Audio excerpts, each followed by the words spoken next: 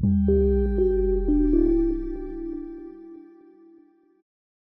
afternoon. So far I feel it's an amazing conference. We're looking at the human body as a whole. So I am in San Diego. So I'll be talking to you about orthobiologics for spine specifically. I practice musculoskeletal. I'm a board-certified anesthesiologist, pain management board-certified, and now I do a lot of regenerative medicine. Majority of them on musculoskeletal, that's spine and joints is my thing. So now the thing is, now that we have longevity, we have optimized the organs, the joints don't have much blood supply. The joints, like, the ligaments, tendons don't have, so what you give systemically is very little is getting to the area where you have problems, so that's where we come into place. So, beautiful skyline. However, Miami changed my view of my San Diego. Now I feel like, shit, Miami is way better. So maybe I should, plus 0% state tax. So my disclosures, I am a part of the Scientific Advisory Board for Apex Biologics, Therapeutic Solutions, and Biohack. So those are all the regenerative medicine companies. We know the number one spender for our healthcare industry in the US is musculoskeletal. It surpasses the diabetes, it surpasses the cardiovascular system. So that's the number one spender. Actually, can you reset the clock? The clock is not running. I keep tracking. All right, thank you. There you go, let's start. Perfect. So the causes, you have to look at the spine as a functional unit. I mean, there are multiple areas you get the pain from the disc degeneration, displacement, spondylolysis, and we all know about that. But we have to keep this in mind when we treat it. And we have to answer or treat every part of it to get the best results. So now in the spine, we all know neck area is the most mobile. Lumbar, that's the most stable, upper lumbar. And the lumbar takes the most weight. Upper thoracic is most stable. So it's a complete anatomy you guys know. So pain locations, depending on where the problem is midline, paramedian, and then if it's because radiculopathy, you're going to have radiating down the extremities. If it's facets, you have interscapular, hips, and buttocks. So kind of basics to run through. Now this is really important. Now when somebody comes to saying, I have back pain going down my leg, everybody jumps on MRI. The MRI, it tells you only about anatomy. It tells you about disc bulge, but that's pretty much it. What other knowledge? It tells you if your disc bulging herniation is pushing on the nerve, degeneration of facets, but more important than that, if somebody say, we all had this, we pull our backs. So like we exacerbated back, radiculopathy, a week or 10 days later, it goes away. It's not like the disc went out, pushed the nerve, and came back. No, it did not. What happens is the inflammatory model. That's the most standing model in the management, and we have to remember that part of it. I mean, surgeon will love it because that's all they know. They know a knife, they know a disc that got out and then cut it off. And there is a role for that. Now, if it is impinging on the nerve, causing neuropathy, bowel bladder loss, muscle loss, or persistent numbness that's progressing, yes, there's a role of surgery. But otherwise, the inflammatory model is like, what we're looking into. So generators, we talked about, basically it's, we're doing disc, facets, SI joint, very important too. And you have the tendons of the muscles and ligaments and nerves and dura, depending on if they're impinged or not. So what we did was there are 3 studies, and they tried to see apportion the back pain, the causes of the back pain. So we went down researching this. The reason why is we want to see what the functional spine unit to define that.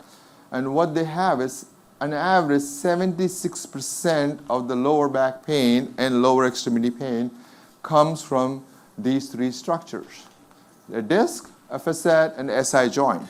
So then we planned a study. We said, how about we answer all these things and see if there's an improvement or better improvement? So we published the study. We'll talk about that soon.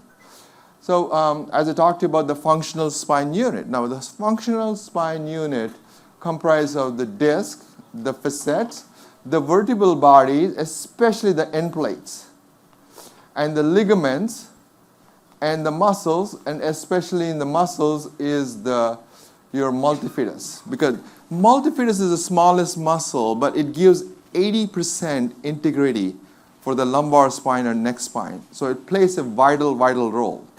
In the olden days, I admit, I used to do radiofrequency ablation of medial branches. Guess what? That completely denervates the multifidus.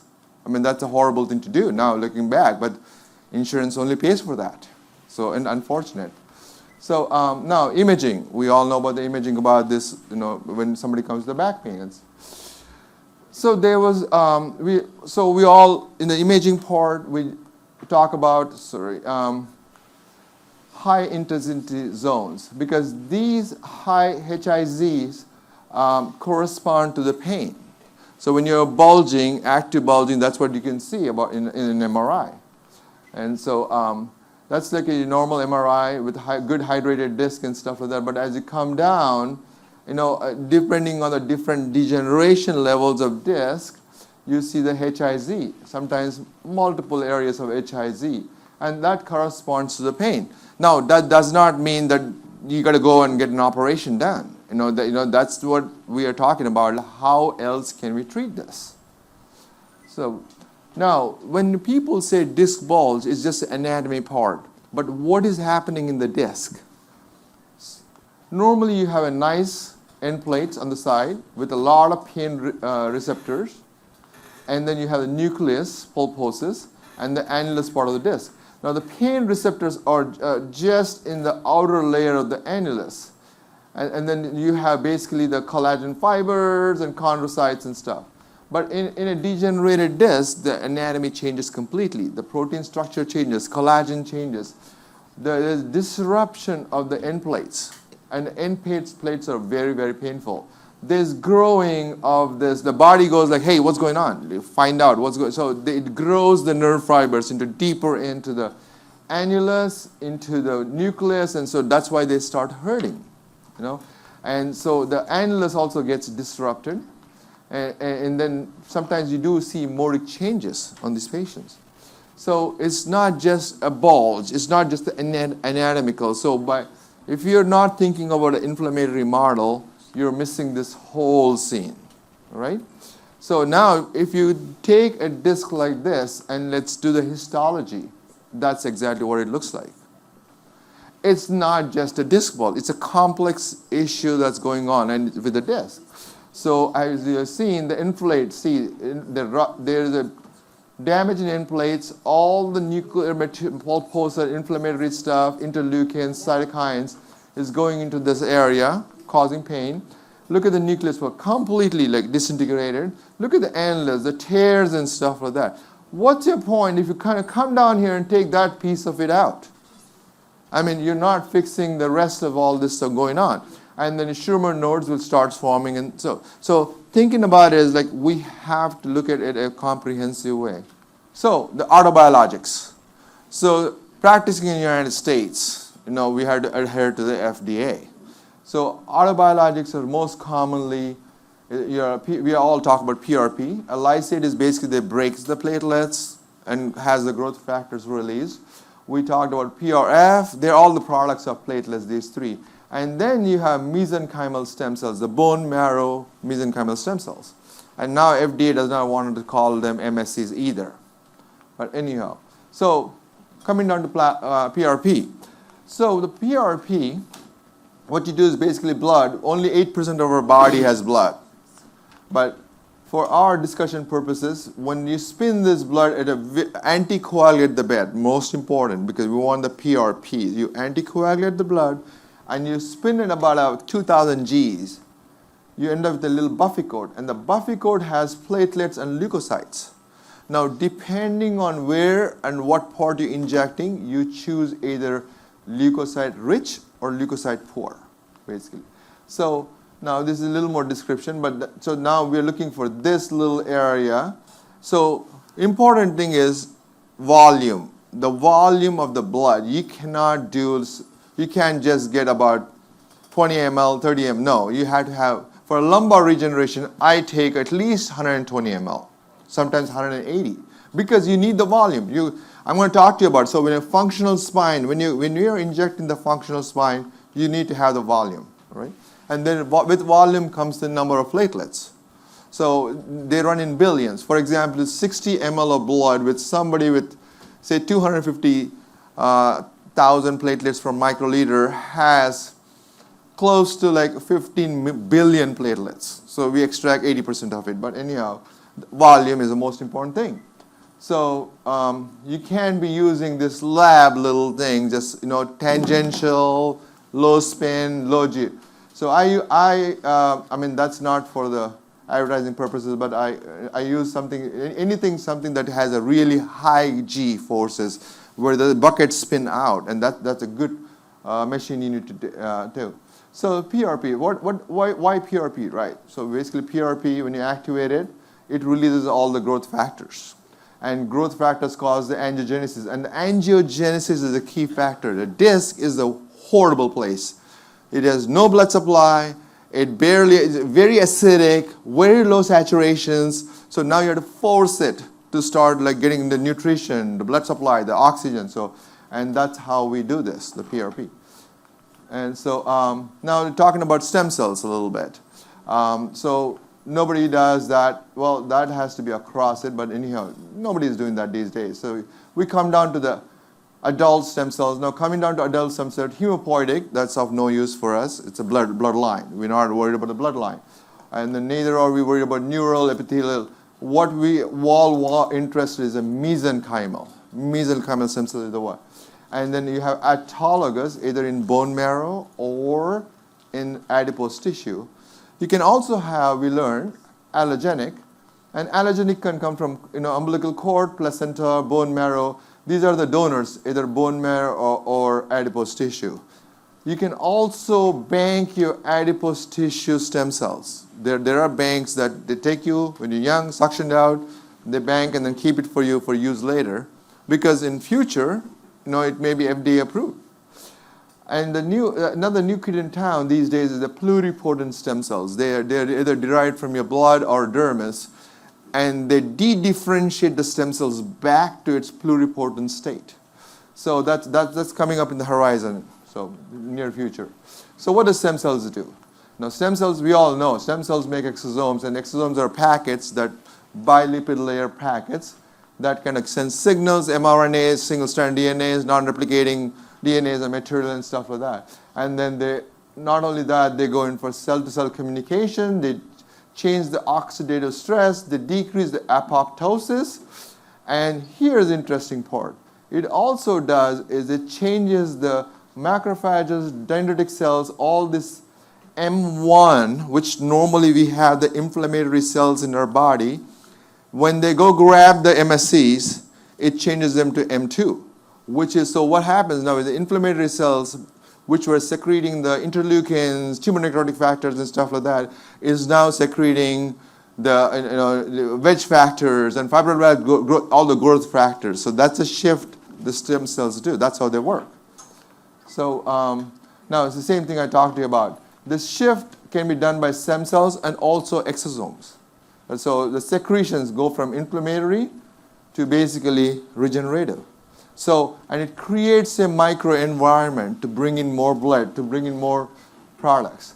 So now when you do the autologous, the FDA guidelines, this is pretty much summarized the FDA guideline. FDA says if the biologics are autologous, that means from the same person, if there's this SSP exception, same surgical procedure exception, which means if you do the whole thing in the same procedure, you can use your biologics on your body. So that's what it falls under. I'll talk to you more about. Also, it has to be minimally manipulated and then no processing, right? So now it clearly says no culture expansion, no allogenics. That's clear. So now let's see, how do we adhere to this? So when you take the bone marrow from the patients, right, all we're doing is spinning it. We are not even, we are barely manipulating the tissue. We're not, We're not, and then we're not processing at all. So all you're doing is concentrating and injecting. So it falls perfectly into the FDA guidelines. So now, for the bone marrow harvest, we were talking about yesterday in the lab. We talked about bone marrow and the disc injections, and that's what you want to do is maximize the total nucleated cell count. That's the cell count you're going to get. I'll talk to you more about. And the CFU. CFU is a colony-forming unit. Colony-forming units is the stem cells that we send them to a lab. They grow, and they'll say how many CFUs you have. So for bone marrow, you can get bone marrow from long bones, tibia, femur, hip. The best place to get bone marrows, because they're in higher concentrations, is the posterior superior iliac spine. So posterior superior iliac spine, and the second thing is Hernigo. He published where he says you do multiple injections, multiple aspirations, and you do aggressive aspiration in each side. So I just basically take 3 to 4 ml of bone marrow from each side. So what you do is drop a needle, you go in, 3 ml comes in, you go another half a centimeter farther, 3 to 4 ml comes in, half a centimeter further, come back. So it's going to be only one puncture or two bilaterally, but multiple sides inside by different angles and different depth aspirations. So that's how you have to increase the bone marrow stem cells. So this is his slide. Basically, as we age, our stem cells, it's not that bad actually. They, even when you hit 80, you still have a stem cell. Now, bone marrow, it's not just a stem cell. It's a milieu. It's a milieu mixture. It's a soup of stem cells, the progenitor cells, fibroblasts, chondroblasts. You have immune cells, monocytes. They all take part in regeneration. So that's what you get from bone marrow. So this is a study we did. So I worked with Dr. Artillery. We are the team. And when we did the aspiration, we sent them to the lab. So this is on a 120 ml draw of bone marrow. Our count was 2.1 billion. We got that because of the multiple sites of aspiration. That's key part of it.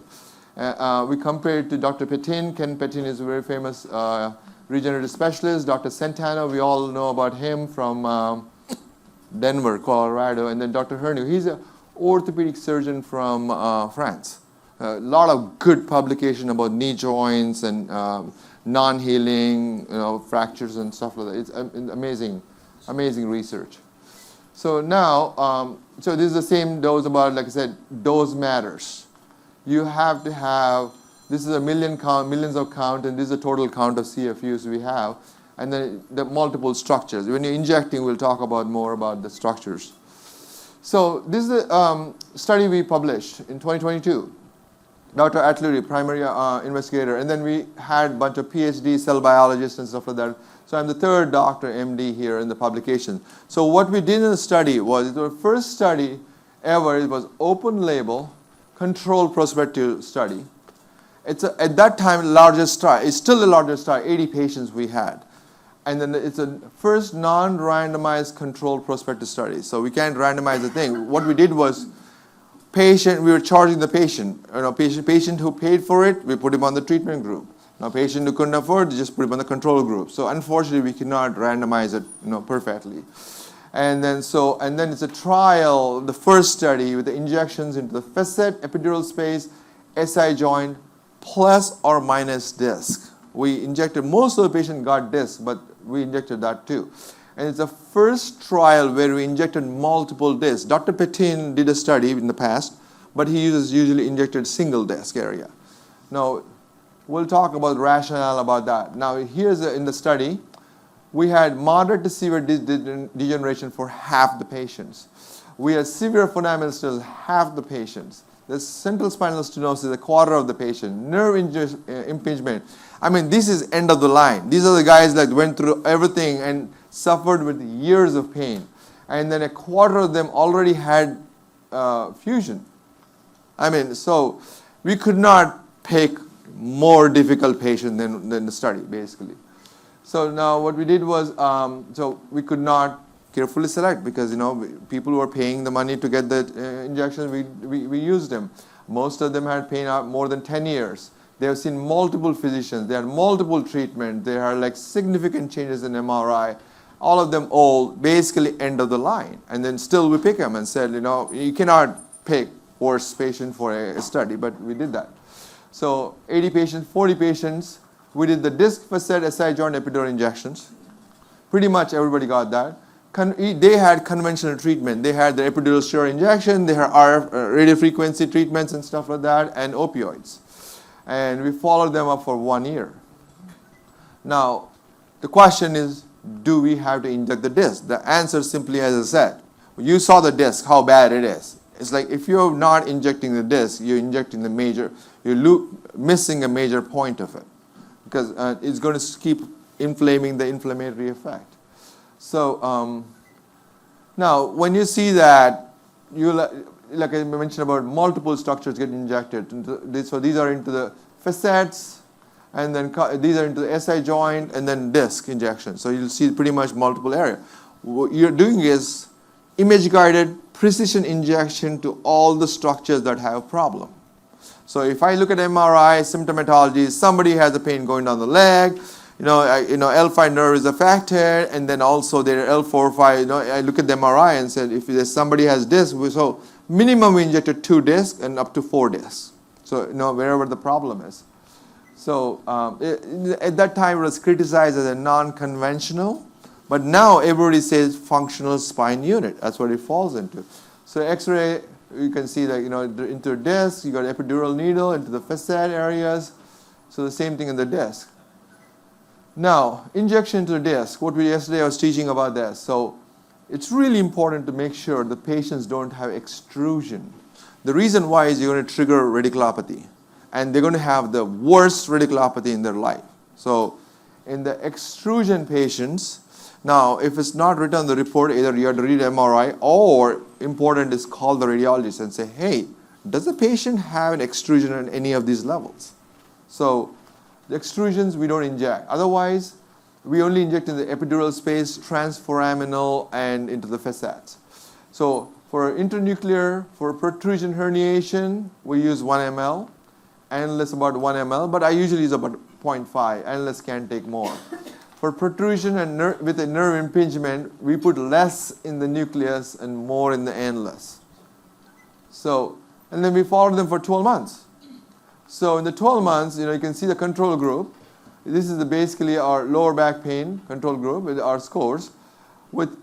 It's interesting how, like in 3 months, there is a significant 4-point drop in the VAS scale. I mean, you're talking about somebody from severe pain to going down to mild to moderate, and their functionality improves dramatically.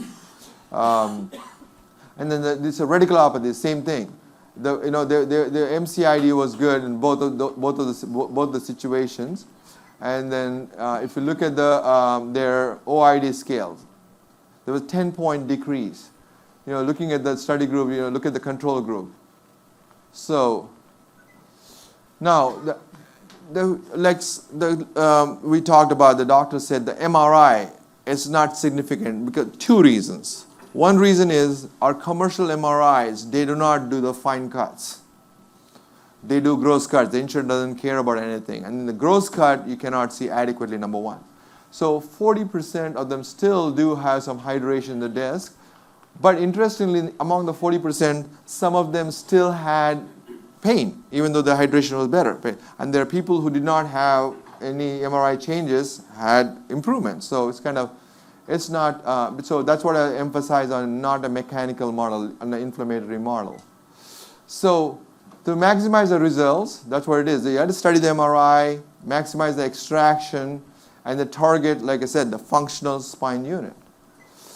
So Dr. Again, Kenneth Petin, he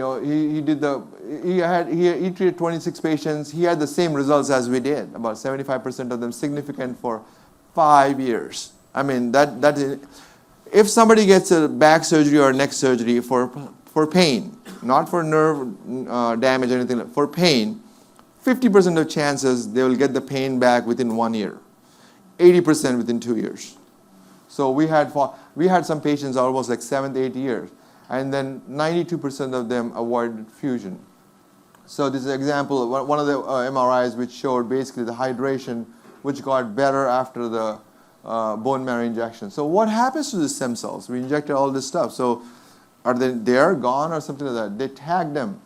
And their first passage, 1 million stem cells, autologous bone marrow. They basically, so FDA, you can't do that. But then this was a study. So we tagged.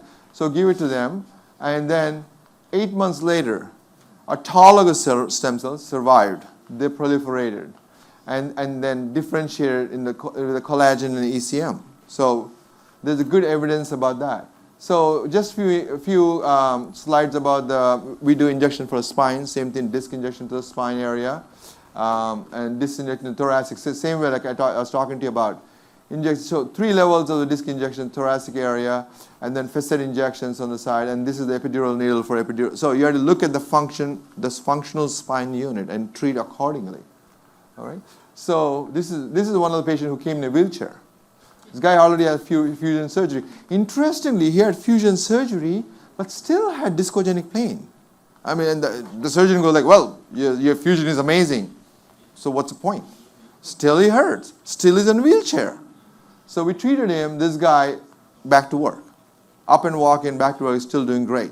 And then about a year later, he came and said, he was really amazed that he was able to go bowling with his family.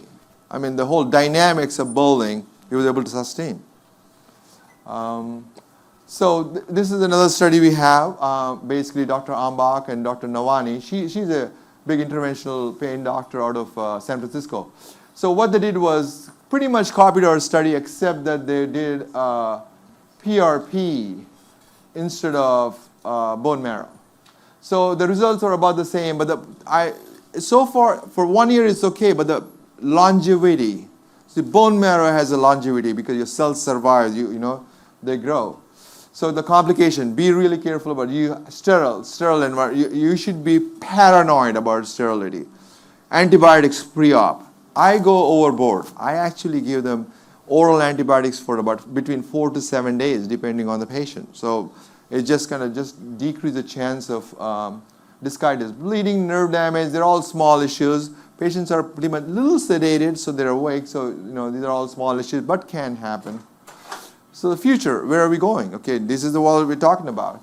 So now that people start banking the autologous mesenchymal stem cells, you can make personalized, so you can expand your adipose or bone marrow and make your own personalized stem cells. We can culture it and bank it for future, and we can use them. And then next thing is the induced iPSC cells. That's another option we have, because they are de-differentiating these cells down to pluripotency. So that's the future we're going towards. And then off the shelf, it'll be easy. I don't have to spend half an hour, bone marrow, 15 sites, and aspirating and stuff like that. Comes off the shelf, mix it with PRP. You want to give them a medium, and then just inject them, because PRP has growth factors and everything. So allogenic, that's the advantage. Off the shelf is no invasive harvest. It's a simple procedure. And the MSCs that come from umbilical cord is day 0 cells. These are new, freshest live cells you have. And they don't have epigenetic changes. So a couple studies they did about for using mesenchymal stem cells, controlled trials where they put 25 million of allogenic bone marrow stem cells, MSCs. In this group, they did 6 million. So there are a bunch of studies out there showing good outcomes we have.